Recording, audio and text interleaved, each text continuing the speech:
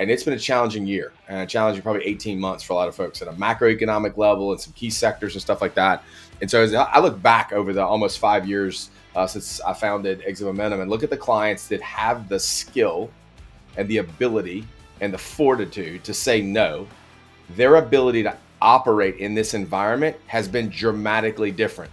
They've been able to survive. They've been able to pivot. They've been able to take advantage. They've made acquisitions. They've expanded. And some of the other clients that we have, quite frankly, who did not build that skill, they burned resource and they weren't clear. And when they got here, they were exposed.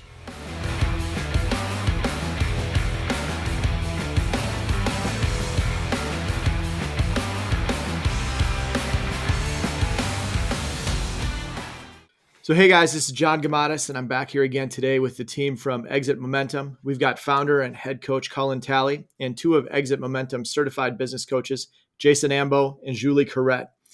The topic we're going to talk about today is the power of saying no. And this is a topic that's close to my heart as we're diving into this, because I've struggled with it for a long time. There's this pressure that we can feel as business owners and leaders to say yes to everything. And at the end of the day, it's not good for our businesses. It's not good for our teams. It's not good for our customers. Nobody wins when we do that. But there are times where it feels like saying no isn't an option. And so what we're going to talk about today is the power of saying no, the guardrails that having good yeses and good nos will put into place for your organization, and why this conversation matters so much to businesses, especially as we start a new year. So Cullen, I'm going to let you kind of kick things off for us today. Talk a little bit about the power of saying no and what you see in the businesses that you coach and you spend time with. Yeah, absolutely. One of the favorite quotes that my clients hear literally dozens and dozens of times comes from Tim Cook at Apple, where he talks about that Apple says no to great ideas all the time so they can put enormous energy behind the things they say yes to. I think it's one of the most important quotes that I've ever thought about in business. And it really puts in frame. And then you think obviously about what Apple's been able to do and how powerful that can be. What we notice with clients is that when they started their business early on, they kind of had to say yes to everything because they were trying not to die. Like, I just need to not die. That's the point. It's kind of like being in a video game. Don't die. Like that. Don't run out of oxygen. Don't run out of cash. That's basically it. And so there's a lot of yeses in the early days, and there's some need for that, right? There's some need because they're kind of searching for the value, searching for the right product mix and all that kind of stuff. So they wind up going down multiple paths, which is great. As we start to scale, and certainly when people come to us when they've had success and they're trying to grow even further and things have got more complicated, that same mentality lives. And so it's part of understanding, hey, that made sense for a season. That season is now over. And so congratulations, you've done great work, but we have to build a new skill, a new mindset, and we've got to take that out because you've infected the rest of the organization with this approach. So that's one thing we see. The other is that, again, when you think about who an entrepreneur is, she's out there, she creates this business, she's super excited, she's having success. They're creators by nature. And so when they see opportunity, their mind goes after that because they see opportunity. What they don't do is the calculation of the unintended consequences and the lack of focus on one thing to be great at and what that does to the business. So oftentimes we run into folks who have gone after several things, and they may even be related. I'm not talking about going from being in a restaurant to being in logistics or in medical. I'm talking about they're in related fields, but they've gotten spread too far. And now their core business, their core offering is suffering or isn't as profitable, and they're not as clear there because they've gotten distracted. And so they, instead of spending the resource on the thing that makes them who they are and getting it to where it can run itself, and it's a self-managing piece of the business, literally with the team that's in place. If I disappear for a month, it runs.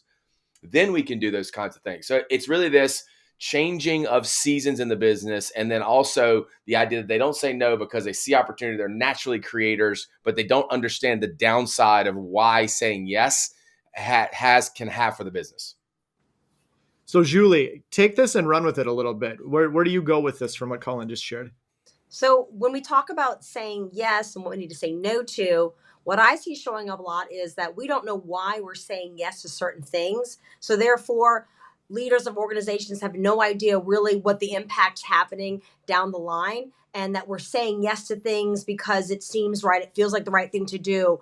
We say yes to always being available. We're saying yes to creativity without really thinking that through. If you're saying yes to always being open to new ideas and always being open to collaborating, then you're saying no to structure. You're saying no to blocks of time to focus. You're saying no to giving energy to accomplish a specific task. So when we talk about pushing back and questioning, leaders get very defensive because they're very protective of what they do, but they don't realize why they do it. And so a lot of our work is having to peel back the layer of the onion and say, well, why do you do that? Why is that necessary?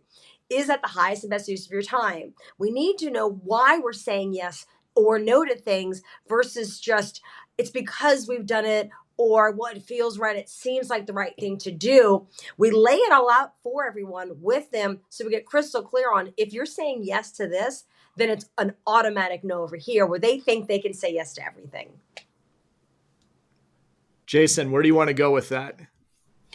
Well, I share those stories often that the first day I said, all right, I'm not getting any more paychecks. Here we go. If you'd have called me and said, I'll give you $1,000, come to my house and fold my laundry out of it, I'm there. What that? I just needed money. I got to get some money. That's not strange. That's an entrepreneurial brain, as sort of Cullen was describing. Like, we got to get the money, got to get the money, got to get the money, especially when you start out. There's this desperation thing. You're willing to do almost anything to get cash flow. Because people are successful when they started that way, as they begin to grow and scale, they hang on to that mindset of never let a dollar get away. We got to get every dollar possible. We'll do whatever it takes, et cetera, et cetera, et cetera. And it actually becomes a roadblock. So this amazing skill set and perspective that they have that's driven them to be successful becomes a problem as they grow and scale. It becomes a roadblock. So they have a difficulty of letting it go. But my analogy for that is always, if you tried to navigate the hallways of high school with the same mindset and skill set that you did as primary school, you would get your ass kicked every time, right? And that's what you're trying to do, right? Or maybe running GE or Amazon the same way you run your $5 million business, right? So it takes a different level of thinking. And with that thinking comes the idea that sometimes you have to say no. And I love, the way that Cullen has put this in perspective. And sometimes it's just not right now, by the way. No, it's just not right now, right? I've got a client currently that is driven to expand into some different states. Killing him, wants to do it so badly because there's opportunity. But he's struggling to manage the team he has right here in the town that he lives. And so doing that would only exacerbate the problem. It's pouring gasoline on the fires that he's fighting. So I got him to admit that that's not happening right now. Not forever, just not right now. And crazy enough, as soon as he does and starts exploring some other opportunities here, a brand new piece of business in the industrial sector, a place he hasn't played before, is showing up all over now. So new opportunities right here in this market that this team can manage in this market. Much easier to grow and scale with that than it is to start in Mississippi or Florida or Alabama, which is what he wanted to do. So saying no, or at least saying not right now, opened up a new door. And that's how powerful saying no can be. That ability to say yes to the right things, no to the wrong things is really critical when it comes to decision making, resource allocation, all the things we drive our businesses on.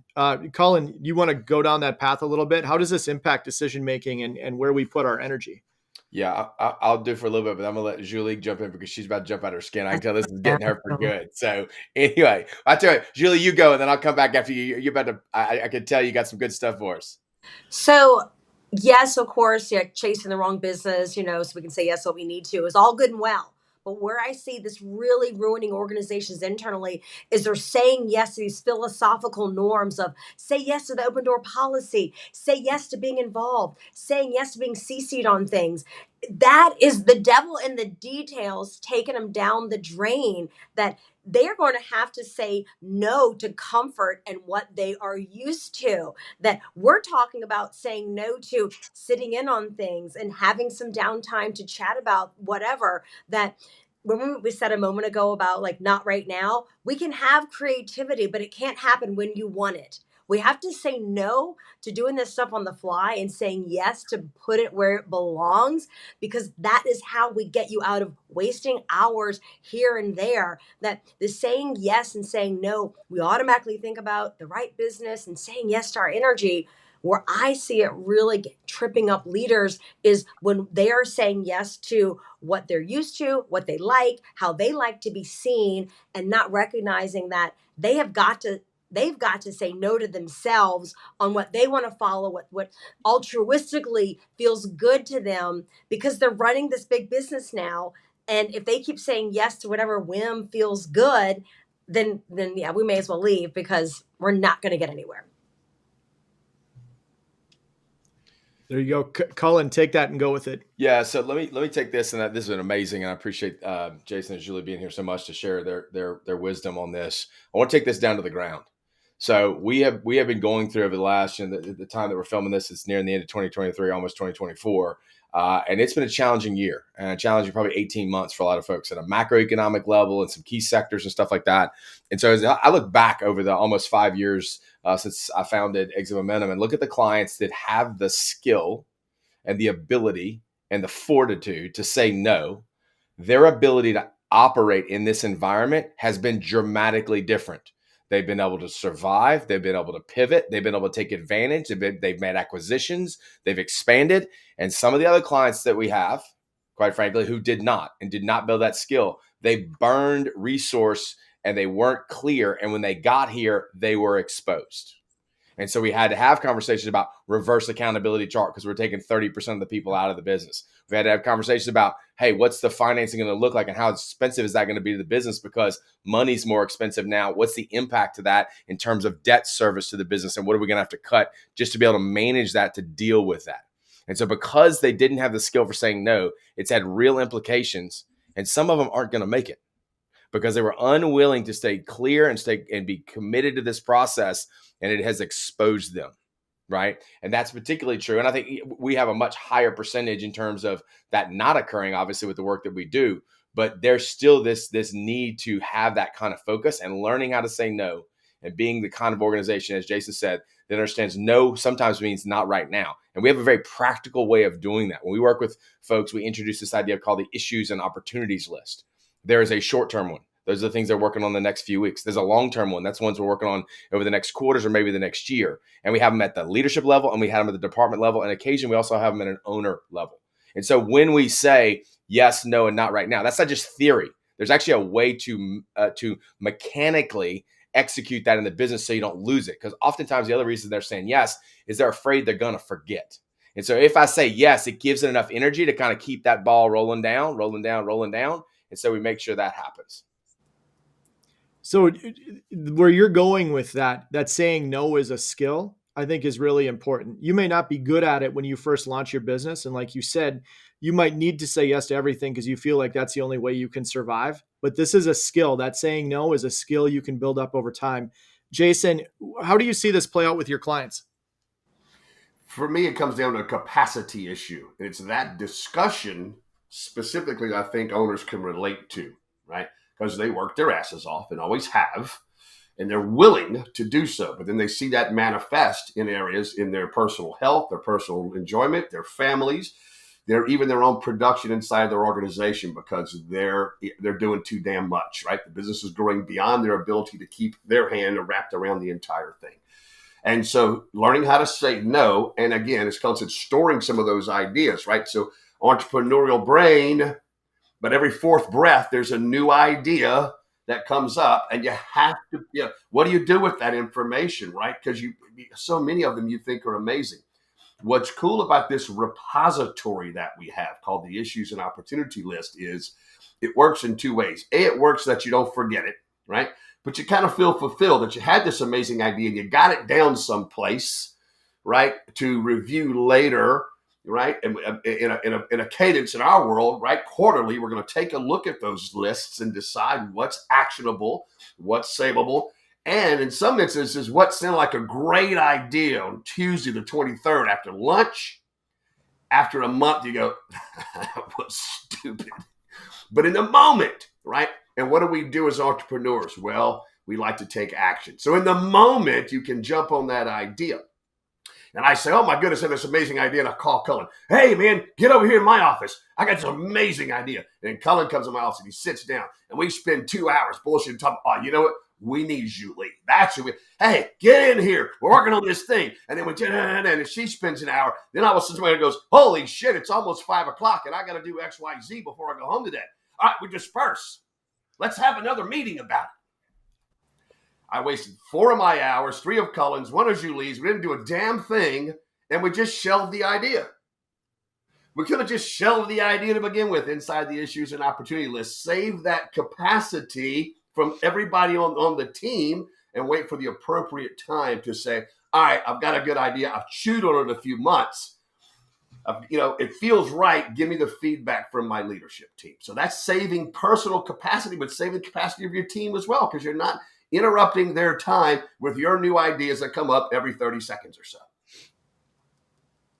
So we talked a little bit about some of this in the last episode we recorded, about the importance of having somebody, a coach, come in from the outside and help you see sometimes what you should be saying yes to and what you should be saying no to. And that example that you just gave, Jason, is a good example of that. A coach from the outside could have probably seen through that example and saved you from wasting a ton of time. Julie, talk a little bit about that outside perspective that you guys bring to the table. So here will be a common scenario. You'll be working at a company and someone will have an idea on how they're going to execute a particular project. And then a peer will chime in and say, great, when you're done, I should look that over and give my buy-in and my 2 cents and reflect it. And me from the outside saying, wait, hold on, pause, wait a second. One, if our vision is very clear that we're supposed to be doing these things, then why are we saying yes to you now putting your energy over here? I really see the idea of saying yes and no on a real integrated level on how we function, that we need to know that we're not saying no to helping a teammate. We're saying yes to, I trust your work. If you're a director, I trust your work. I don't need to review it. You do it every day. That's not my role. That's not a necessary quality control step that we need to implement.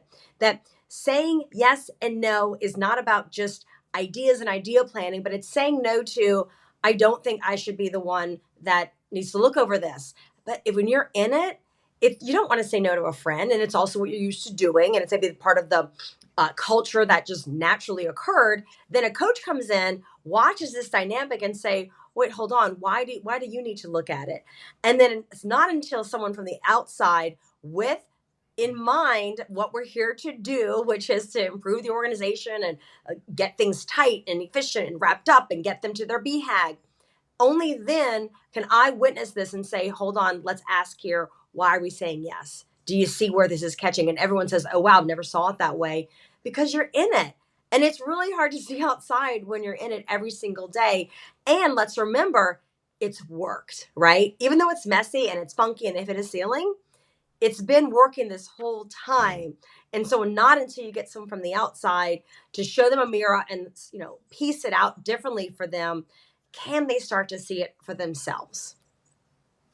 That's important what you just said there. Sometimes that thing that you've said yes to for years, you have to start saying no to it now, because it's not going to keep working the way that it did a year ago or 2 years ago, based on growth, based on market, all of those things. Cullen, as we're getting ready to land this, what are some final thoughts? And if you're thinking about how somebody could engage Exit Momentum, what does that look like for them? Yeah, thanks, Sean. So two follow-on comments, to Jason's point about, him having a great idea, him calling me in, we get Julie and stuff like that. When I see that in organizations, I know they do as well, I'll sit down and make them do the math. And I'll say, okay, how often do you think that happens around here? I don't know, once a week, once a month, whatever. Great. Okay. So we got 10 or 12 times a year. We got how many hours? Okay, great. I was like, do me a favor, take your annual compensation, divide it to an hourly rate and multiply that out. How much money have you invested in that? And it is a sobering moment to find out how much money just in their time, not even in just missed production, right? But just how much money was invested in things. It was just kind of that rolling around. So that's the first piece. The second is, to Julie's point, I was with a client yesterday. They had made a big, bold move. We talk about firing bullets and cannonballs from Jim Collins' work. And they had gone after a new market. and it has not turned out as expected. So they said a big yes, and they were fired up in our July quarterly, and they were in yesterday for their annual. And so part of the value of a coach is that I said, okay, because they were like, oh, we shouldn't have done it. But I was like, hold on a second. 6 months ago, you were all in on this thing. So that's not a problem. It's not about making you bad or wrong. It's what did we see then that we now see differently based on the things we're saying we're going to do next year? Do we have any of those blind spots in this plan? Because I want to make sure we learn from that. I guarantee you 1,000,000%, I'm not in the room, that conversation doesn't happen. So one, we don't play revisionist history because that's not helpful, right? And two, we make sure we learn the lessons. And so it's that perspective that they get in working with us. So when Julie comes in, she pulls that apart for them. When Jason comes in, he makes sure that they're clear about that. And so it doesn't get to be a blame game. It gets to be, we're teaching them how the power of no, right? And so even in their yeses. And so that is the piece that you get with a coach that you're not going to get otherwise. We need it. We have somebody coming and facilitating us for our annual. Once we finish all of our annuals with our clients in February, we will all sit down. There's a lady that we trust a lot coming in from Fort Worth, Texas, who's going to kick our ass, right? But we need it too. So this is all of us. So none of us are immune to it in running businesses. So if that seems like something you think you could take advantage of, you just need to go to exitmomentum.com, fill out a short form, apply for an introductory call. We will invest the time with you to talk through this idea of saying no and what we've seen. And then we'll see if there's a reason for us to do work together. Again, we're very fortunate to have the number of clients we do. So this is not a heavy sales pitch. It needs to be a fit. After the intro call, which we call the discovery call, you'll have a chance to step into a fit meeting, and then we expect a decision after that. But let's just get to the first step. Get connected with us. Get on the call with one of us here. If you have a preference in terms of coach, fantastic. We'll make that happen. If not, we certainly can match them with you based on your background, experience, and industry. I just want to thank you guys for the time today. This is another awesome conversation. I love what you were talking about, Cullen. You have a coach coming in February to coach you the same as you coach your clients. You guys eat your own dog food, which I love. Not everybody does that. And you're setting a good example for all the businesses that you lead. So thank you for the time today. Thank you for all the nuggets I'm going to walk out of here with. And thank you for the energy, you guys. Awesome. Thanks, John.